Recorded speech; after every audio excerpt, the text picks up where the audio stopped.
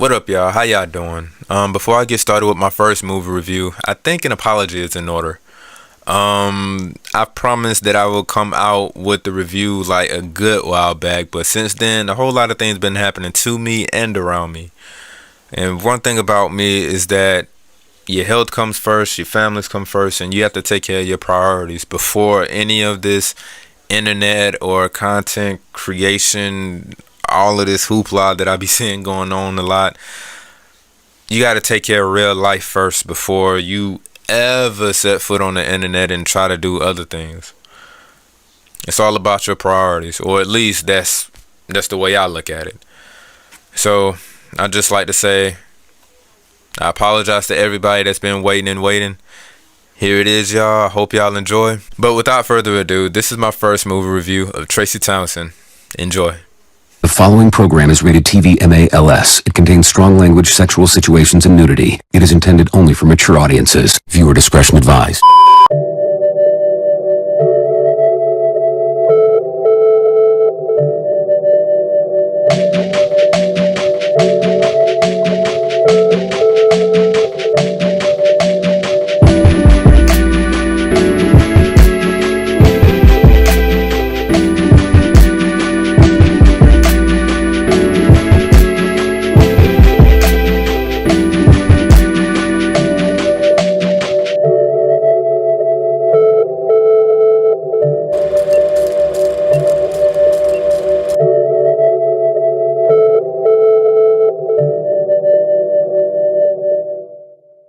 So, Traci Townsend is a movie that was directed by Craig Ross Jr., the same man that did Blue Hill Avenue and those motor movies, both which are arguably staples within the black cinema. He's also one of my first few followers on my Instagram account, and for that, thank you, kind sir. Thank you. But seriously though, I do recommend y'all peeping out those videos, especially Blue Hill Avenue. If you're a fan of The Wire and Pyre, I definitely recommend you go ahead and peep this movie out. Please, you won't regret it. Anyway, Traci Townsend stars the beautiful Jasmine Lewis, an important individual to know who has produced, starred, and directed in quite a few projects of her own. So, in other words, baby girl's been getting into it for quite a while. Go ahead and check out some of her works as well. But in this movie, she plays this rude lady nobody would probably want to have in their orbit. To describe her would be like a laundry list of negative adjectives, along with a misplaced idea of what love actually is. Come to find out, she's a journalist that pretty much write articles about giving people relationship advice, but in typical movie fashion, the main character ironically gives to other people what she can't necessarily give to herself, or doesn't know how to do it yet. At the moment, she's dating this man by the name of Travis, played by Robert T. Jones. Bro, Robert is Richard T. Jones, man. Put some respect on that brother's name. This the first episode now. Tighten up, as y'all were. AKA the man that did Jilly from Philly Bad and those Why Did I Get Married movies. Oh, and he also plays Slim from one of my personal favorites, The Wood. Now, this character will end up serving as the thing that sets off the chain of events that propels this movie forward. And that comes from just him interacting with Traci. The movie really kicks into gear on Traci's fourth date with him. Now, on this particular night, Traci was ready to take things to the bedroom from some adult action, so to speak. The way that she was going at it, she was acting like how a kid would behave on Christmas morning, just tearing into gifts trying to see what she got. But to her dismay, before things can go any further, Travis started talking a foreign language when he started conveying his requirements before taking things to the next level. Now, to Traci and what she's used to, that came off as a bit of a culture shock. But staying consistent to how she is, whatever she wants, she will go after it, even if it means disregarding the obvious signs that Travis bluntly and verbally was making clear to her. So, on that fifth date, shit hits the fan when she attempts to do the exact same thing she did on the fourth date. I don't know why she thought it would work. I mean, isn't that the definition of insanity? Doing the same thing over and over again, expecting different results? But, hey. Now, during the beginning of the movie, one would presume that she was just either horny or sexually frustrated. So, when she tries to put the moves on Travis again, things don't necessarily go the way that she thought that they would go. And I mean, that's the logical conclusion because, again, the things that he was making clear to her, it's as if it went in one ear out the other. So her reaction was a little bit expected and a little bit over the top, so to speak. Yeah. But as the audience looking at the movie, she's not used to this treatment at all.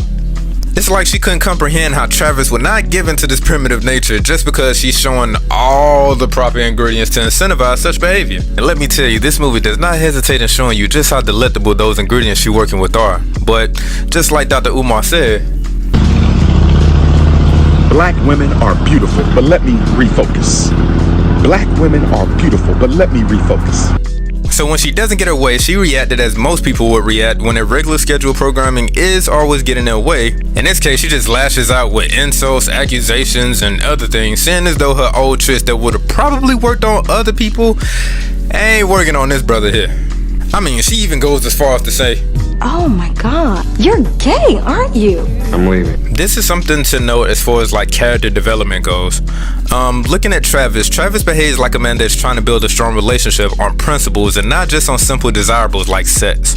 Personally, in my observation of just interacting and just being around women, most ladies will stereotypically presume that sexual interaction is all that a man thinks about. And in most cases, they right. But if you look at the certain types of daily consumed media, it doesn't make things any better.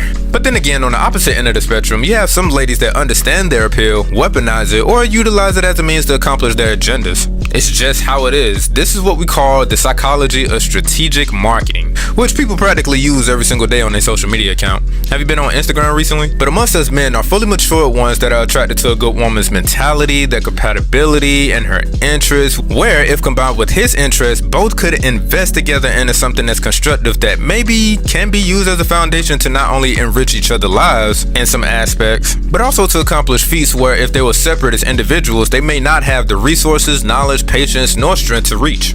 Looking at Travis' demeanor, he knows what type of woman he's looking for. He has his standards, his boundaries, his moral code that governs his motives, and his reasoning for finding a suitable mate. He is looking for somebody to settle down with. That's why he's doing all these things, because he's playing the long game. He's looking for longevity rather than just some short-term fling or something that is temporary.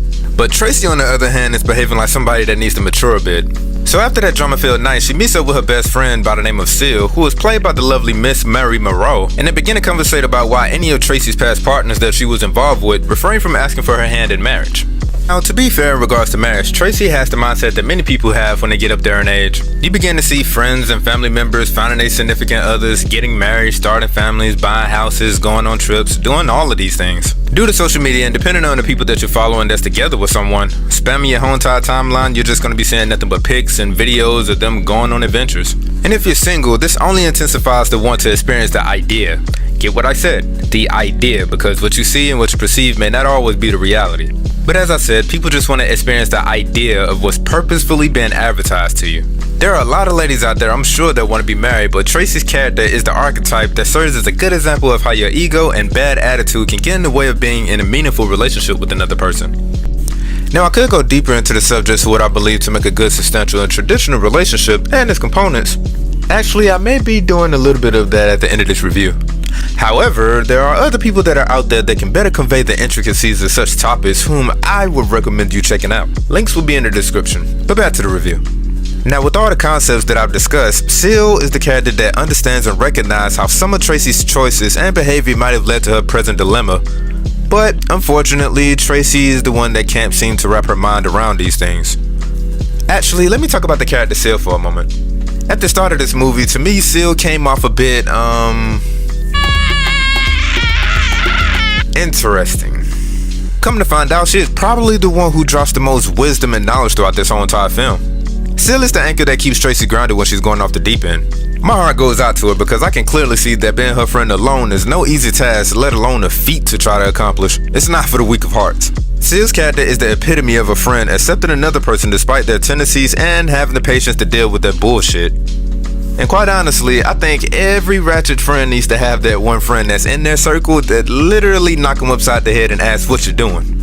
So out of the conversation between these two, Traci comes up with this wild idea, which is to essentially get every individual that she was involved with in hopes of interviewing them to find out the answer to why none of them would want to marry her.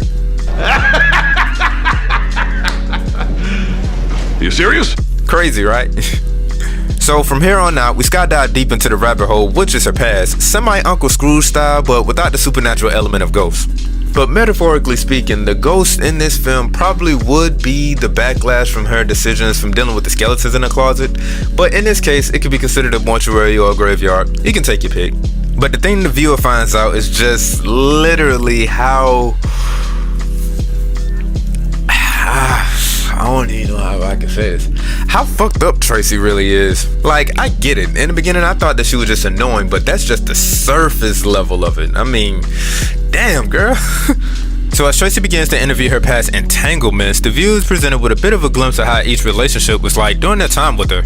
Each of them accompanied by these hilarious old-ass infomercial-like introductions. As each person began to talk about their moments with Traci, you begin to pick up a certain pattern. At first, it would seem that things would be going well in the beginning, just like all relationships. But then, Traci begins to do certain things that would definitely validate anybody's choice not to take her seriously. I don't want to spoil anything, so if you want to find out, I recommend you seeing the movie so you would know just how spicy things get. But I will talk about that ending though. Now, that ending was something that I could see happening for Traci, especially with one surprise reveal of her past excursions, opening up the door to that possibility. Even with that being, there was a certain part of me that kinda wish, you know, it kinda ended a tad bit differently. But I might just be a traditionalist when it comes to certain story elements and plot beats. Alright, this thing is going on long enough. Let me go ahead and wrap this up before it gets too long, or rather longer than what it already is. The acting in this movie was done pretty well, and it was nice to see Richard T. Jones' humble beginnings. The way this movie was shot was pretty nice as well. However, it damn near gave me like this vintage feel. One noticeable example for me was doing the classic zoom techniques that damn near made Jasmine Lewis on par with one of those 70s blaxploitation films.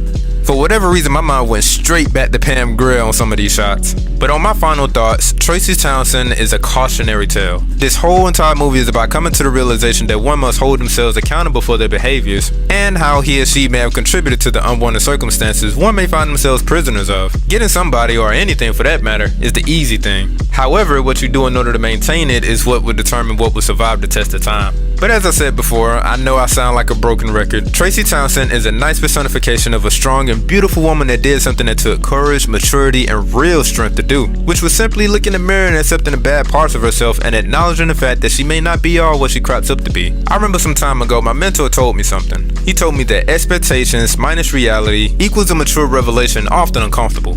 How Traci perceived herself was put up under the microscope. Her ego in some cases was bruised, but unfortunately for people, it may take some uncomfortable circumstances to happen in order for reality to get your attention.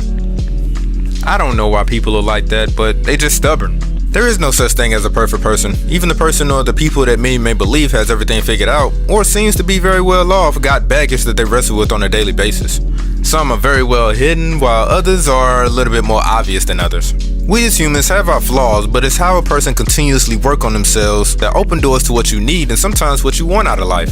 Traci's humbling process of bettering herself as to not make those same habitual mistakes in her past was quite something to watch. If somebody is watching this film and they can see certain similarities, or at least see a little bit of themselves within her in some type of way, I will hope this movie will motivate them to actually work on themselves. Now, I didn't say, go out there and interview all your exes and all, but doing the best you can do and learning from your past in order to bring out a better version of yourself. Sadly, most people won't even do that. A lot of people would like to remain comfortable in their ways. Others would feel offended if the truth about them was ever critiqued or brought out into the open. Some people would just laugh and admit about some of the messed up things that they do or is currently doing without changing anything. And what's most terrifying are the people that are actually proud of their delusional outlook on reality. But if you're not getting the message yet, simply work on yourself, become a better version of yourself, learn from your past, and move forward into a better future. Now, is this movie worth checking out? Yes. Even though this movie was made back in the day, and it feels so weird saying that. But even though this movie was made some time ago, the truth of this movie and the message remains relevant to this day.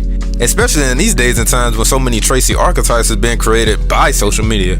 Now, where can you go to see this movie? I personally peeped out this movie on Amazon Prime. So I would recommend going over there to check it out, or purchasing a physical copy of the movie, which in this case would probably be within the DVD format. But if you're thinking about getting a physical copy, I must warn you that the visual quality isn't going to be as HD and everything else that we're used to this day. Remember, this movie came out in 2006, so you're going to get 2006 visuals. But that's just what I think about this movie. But if you've seen this movie for yourself, go ahead and comment below. Let's talk about it. I'm interested to hear it. But until next time, y'all, stay blessed. Make sure you treat everybody well. Work on yourself. And peace out.